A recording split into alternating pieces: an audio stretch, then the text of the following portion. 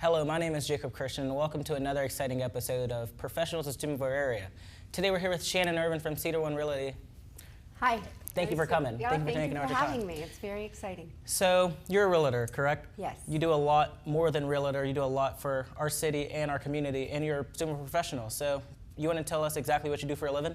I do. I'm a real estate agent, and I help people buy and sell their homes. And I originally had gotten into the profession to help my mother, who was a longtime real estate agent, but she took a hiatus to help caretake for my grandmother.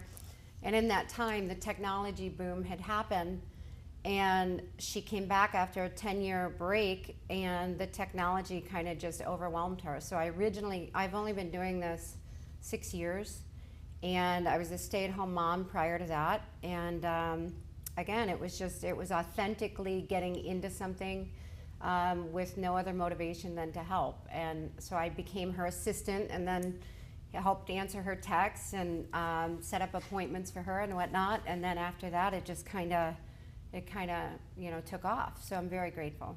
So you mentioned that you love selling houses. So what motivates you to do it? What gets you up out of bed every day to go sell a house? You know what? I feel like some people are just born with that work ethic and grit. I look at some young professional like yourself and the photography business and just the motivation to do something like this and go out of the box. I think people are just sometimes born with it. I played tennis competitively my entire life. I played tennis at West Virginia University. Mm-hmm. So that competitiveness also does drive me when I got a taste of it. It's not to win, it's a win for my clients. When my clients mm-hmm. walk away happy, and I've helped them with one of the biggest decisions of their entire life, that is a huge, huge win for me. It brings me back to my tennis days, I guess. Yeah. But that competitive drive and grit that mm-hmm. just as well, some people are born with and some people aren't. Yeah, and you also mentioned you started off answering phone calls. So how did you get from answering phone calls to selling your own houses? So in the office, we would go in, and I had no client base, and we would have office time, and you would go in there and you would hope for a hot call. Mm-hmm. And you'd pick up, and if somebody would happen to see my broker's sign, Cedar Realty, they call the number. If I happen to be the office person on duty that day, I pick up the phone and run with them, so to speak. I'm very blessed with a broker, my boss, whom I've known since I was in kindergarten. We went to kindergarten, and he and my families were very close, and we were grade school friends. And he hired my mom, was happy yeah. to give me a shot to come on board as well. So. And I'm pretty sure when you first went on board and first went on your shot, you had goals. How has your goals transformed from when you first started to now? I'll be honest with you, I didn't have goals. I didn't know what to expect. Yeah. The first year, you have these real estate agents that are very concerned about volume and numbers. And my first year, I put my mom on every listing, mm-hmm. and I just kind of got her name out there as well. I'd put her on billboards. It wasn't really for me, it was for her.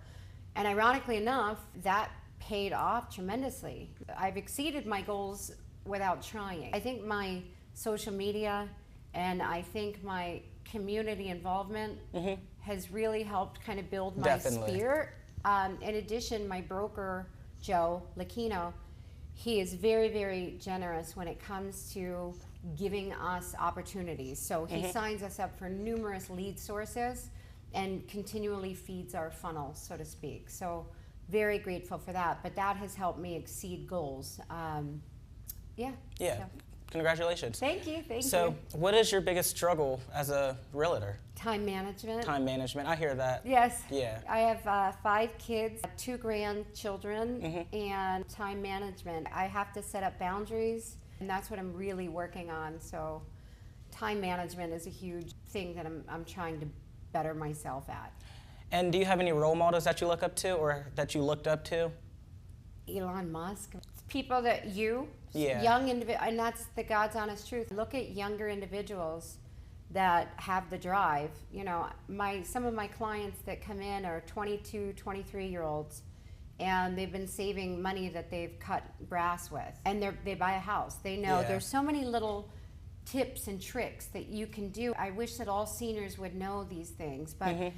You know, you can ask your parents to add you to the utility bills at home so you can establish credit. So whenever you go to college, your first year at college, instead of spending, you know, rent money every month, you could buy a house. I don't think a lot of people realize how cheaply and easily you can buy an $80,000 house. You have to come up with, you know, 3%. Yeah. And that's not a ton if you're saving money through high school. Right. You know, you could buy the house your freshman year at college and have your roommates or household guys or fraternity brothers or sports team members pay you every month. Yeah. You know, so it's those little tidbits that when I see younger people, you know, kind of take drive and want to better themselves, that's really, those are the people I look up to.